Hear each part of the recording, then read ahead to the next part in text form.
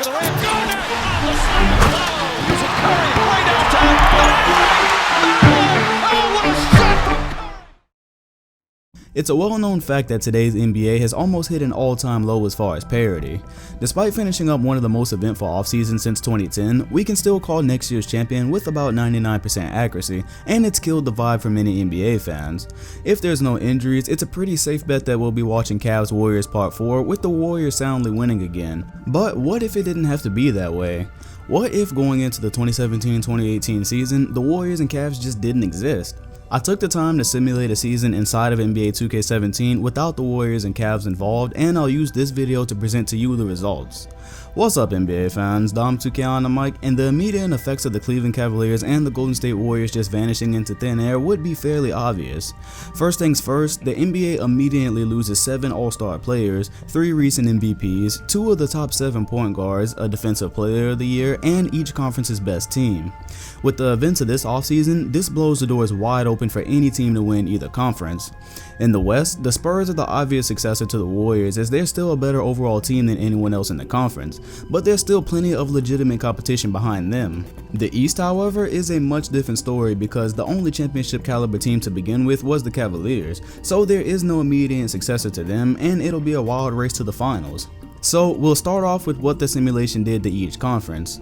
The East actually had a bit of a surprise. In the absence of the Cavaliers, the Washington Wizards stepped up to become the first seed in the East by winning 58 games, which is their highest win total since 1969 when they were the Baltimore Bullets, and their second highest win total in franchise history. They're led in scoring by Bradley Beal, who has a healthy season and is able to post averages of 23 points and 5 assists. Next to John Wall, who averages 21 points and 9 assists, these two are clearly the best backcourt in the Eastern Conference, but are only the second best backcourt in the NBA, which we'll cover soon. So you may be saying that the Celtics must be at least a second seed since they couldn't notch the first, right? Well, actually, the loss of Avery Bradley proves crucial to the Celtics' lack of success in this season as they fall to 22nd in points allowed per game. They're also one of the league's worst rebounding teams, ranking at 21st, and with Gordon Hayward underperforming and only averaging 15 points a game in his first season in Boston, the Celtics failed to even make the playoffs and they only won 34 games on the season. Whatever you say, 2K, whatever you say. Anyways, as you might imagine, with the loss of the Cavaliers and the Celtics out of the Eastern Conference playoff picture, the East looks as bad as ever with the Raptors, Bucks, Sixers, Bulls, Magic, Hornets, and Heat filling out the rest of the conference in that order.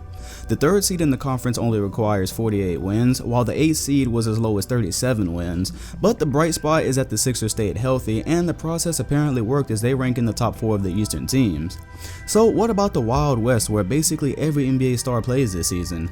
Well, apparently 2K loves the idea of Chris Paul and James Harden together because the duo lifts Houston to a 68-14 record as they are far and wide the best team in the NBA, while this duo makes up the best backcourt in the NBA. The 68 wins are 10 wins better than their best season in franchise history in 1994.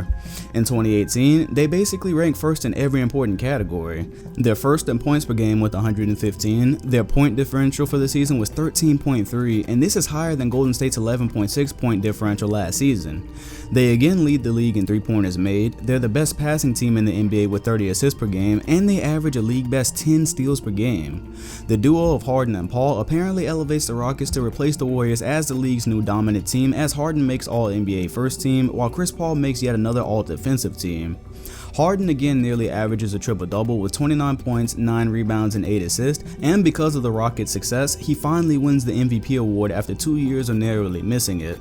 Chris Paul tags along to average 24 points, 6 rebounds, and 9.5 assists with 3.5 steals. This is the highest amount of steals he's ever averaged in his career, and it's also the second highest steal average in the NBA's entire history, right behind Alvin Robertson's 3.7 in 1986. Overall, Houston's offense is smooth, they have 6 double-digit scorers, and they replace the Warriors as the NBA's dominant team, but that doesn't mean getting out of the West is going to be an easy task. The offseason spawns a top-heavy Western Conference as the Timberwolves, Spurs, and Clippers all win 50 games, meanwhile the Thunder, Grizzlies, Nuggets, and Blazers fill out the rest of the conference. The Timberwolves grow up very quickly with their key offseason additions in Jimmy Butler, and he leads the team to the second spot in the Western Conference, and their offense blazes with 4 players averaging over 15 points a game. They rank right behind the Rockets as the league's best offense, they're the second best team in the league, and also now have the second best 3-point percentage in the league. The Spurs are dominant as they usually are in the third spot, and the Clippers surprise everybody by becoming the league's best defensive team with their additions to replace Chris Paul. It's likely that Patrick Beverley has a lot to do with this. They placed just 1 game above the Thunder, who improved in their first season with Paul George as Kevin Durant's replacement.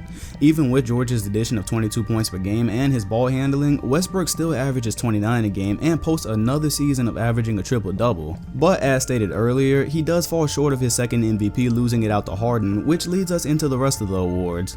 Despite not being able to lead the Lakers into the playoffs, Lonzo Ball takes home Rookie of the Year, averaging 15.5 points, 10 assists, and 5 rebounds. Greg Monroe takes home Sixth Man of the Year with the Bucks. Andre Drummond takes home Defensive Player of the Year in Draymond Green's absence. Jokic further improves his game to 19 and 12 with 6.5 assists to get the Nuggets to the playoffs and wins Most Improved Player of the Year. And Mike D'Antoni promptly takes home Coach of the Year for maximizing the Rockets' offense with Paul and Harden. So this leads us into the playoffs, which promises to be much more interesting now that there's no foregone conclusion. The first round features 2 upsets. The Thunder take on the Clippers at the 4-5 matchup, but the Clippers are much more well-rounded with the absence of Chris Paul. Combine that with their strangling defense, and they're able to do away with the Thunder in just 5 games, which many suspect will mean Paul George's exit in free agency. On the East side, the Raptors continue their tradition of being a much worse playoff team than they are in the regular season and lose in 5 games to the 7-seed Hornets. Kemba Walker is coming off of a career year in which he averages 25 points and 8 assists, so perhaps it's not that surprising. The second round turns out to be one of the best playoff rounds in NBA history, as all 4 series go to a 7th game. The Clippers again face the Rockets, as Chris Paul is now on the other side of the equation. With so much depth, the Clippers do give the Rockets absolutely everything they can handle, but in the end, home court advantage wins out as the Rockets take Game 7, avoiding a major upset as the league's best team. Chris Paul posts a triple-double with 34 points to finally get out of the second round, while James Harden joins him with 36 of his own points and a near triple-double. Although the Wolves are the second seed in the West, they're still so young, and with the Spurs being last year's Western Conference runner-up, they come into this series as favorites despite being the 3rd seed. The young T-Wolves fight a hard-fought series to make the Western Conference Finals in just their first playoff appearance since the KG days, but unfortunately, home court doesn't pan out for them.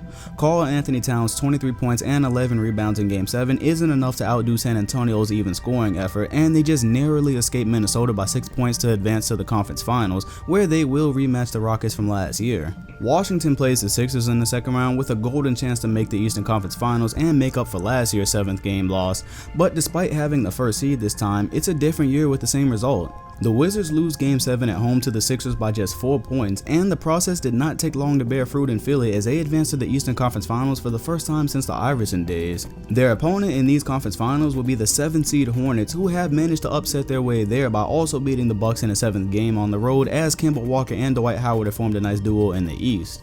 And so, with both conference finals being set, we move to the West in a rematch of last year's semis between the Rockets and Spurs. In 2017, the Spurs were able to overwhelm Houston as Harden was their only ball handler, and in the end he just hit a wall as they were embarrassingly sent home in the 6th game. But with the addition of Chris Paul boosting this team to elite status, the Rockets absolutely run the Spurs off the floor in 5 games. The Spurs' slower brand of ball proves no match for the Rockets, who create mismatches with their small ball lineup that Chris Paul can now orchestrate, and on top of that, they don't have a point guard to adequately deal with Paul, as Parker is just 1 year removed from rupturing his quad. And so, the Rockets end up making their first NBA Finals since 1995 as they await the East Challenger. Fortunately for them, their match is going to come from either a 44-win Sixers team that is still incredibly young, or a 7-seed Hornets team that has had a miracle postseason to even be as far as they've gotten. We get another 7-game series as the Sixers and Hornets go 7, as Kemba Walker seems again ready to pull Charlotte to another upset to become the 2nd lowest seed team in NBA history to make the NBA Finals. The Hornets actually had 2 chances to close out the Sixers as they led 3-2 at home in a game where Kemba scored 42 points, however they'd fall short by 6 to set up the Game 7 in Philly. And that turned out to be a mistake, because here both Markelle Fultz and Embiid would shine in a 28-point rout of the Hornets to punch their ticket to the NBA Finals for the first time in 17 years. So in the absence of the Warriors and Cavs, 2K thinks that the alternative finals would be the Rockets and Sixers. I know we hear the Sixers name and immediately think this would be terrible, but maybe it wouldn't be if they were healthy, not to mention this could actually make for a more suspenseful series than we currently have. The Sixers are ready to complete their Cinderella story as the historically injured team that turned things completely around in just one season. Meanwhile, the Houston Rockets are ready to complete their own dream season that could go down as one of the best all-time performances by a team in history. But to go right along with the theme of this season, the Sixers upset the Rockets on their home floor in a 15-point blowout led by Markelle Fultz, who scores 23 points in his first finals game. The Rockets respond in Game 2 as Paul puts up another amazing triple-double with 24 points, 18 assists, and 12 steals. Harden again comes close to a triple-double to push the Rockets to a 10-point victory, series tied 1-1. James Harden takes his show on the road in Game 3 to notch 37 points and 10 assists, leading the Rockets to an 8-point victory on Philly's home floor. But in Game 4, Embiid refuses to let Philly fall into a 3-1 hole as he puts up an incredible 26 points and 13 rebounds to beat the Houston Rockets by 7 and to tie the series up for an all-important Game 5. The winners of Game 5 normally go on to win the series, and knowing that, Harden puts on perhaps his best performance in the playoffs. This far into the postseason, with Chris Paul taking so much pressure off, Harden is able to post 45 points, 12 rebounds, and 13 assists to pull the Rockets to a blowout victory on their home floor, moving them just one win from the NBA title. Being that this is Philly's first year in the playoffs and with such little experience, no one player steps up in their elimination game on their home floor. Ben Simmons puts up 16 and 10, but Embiid is only able to throw up 19 and 5. Meanwhile, Chris Paul leads the way beautifully with 25, 12, and 7, followed up by Harden's 29, 6, and 5. Both players are able to erase their image as chokers in the playoffs as their clutch performance leads to a 20-point blowout on Philly's home floor and helps them to capture their first NBA title and the Rockets' third in franchise history. Chris Paul had a monster series with 20 points, 13 assists, 7 rebounds, and 6 steals as his averages to go with 53% field goal shooting. The Sixers simply had no answer for him all series, and so he takes home the Finals MVP and cements his legacy as one of the greatest point guards ever. Meanwhile, the Rockets cement their legacy as one of the greatest teams ever. So there you have it. If the 2018 NBA season didn't have the Warriors or Cavs, NBA 2K17 thinks we'd be in for a treat. Apparently, we would have 6-7 game series in the playoffs, the Rockets would replace the Warriors as the league's dominant team, and the Sixers process would go into hyperdrive as they'd replace the Cavs as the East's dominant power for years to come. To be honest, I think I'd prefer this alternate reality to what we're probably going to get for the next 3 seasons. Make sure to let me know what you think in the comments. Did NBA 2K17 get this right? And who do you think would replace the Cavs and Warriors if they would have just vanished into thin air today? Leave that in the comment section below. Like, comment, and sub if you enjoyed. I'm Dom2K, and I'll see you guys on the next video. Thanks for watching.